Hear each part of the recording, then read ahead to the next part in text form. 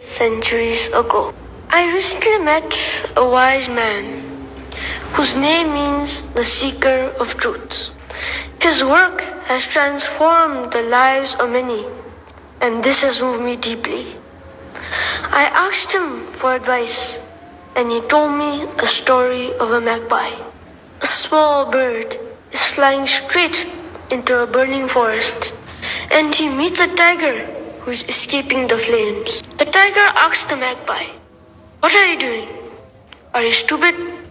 You'll kill yourself flying through the fire." To that, the magpie replied, "In my mouth, I am carrying a drop of water, and even a drop counts." This is a lesson for all of us, to act with courage, to make a difference, however small.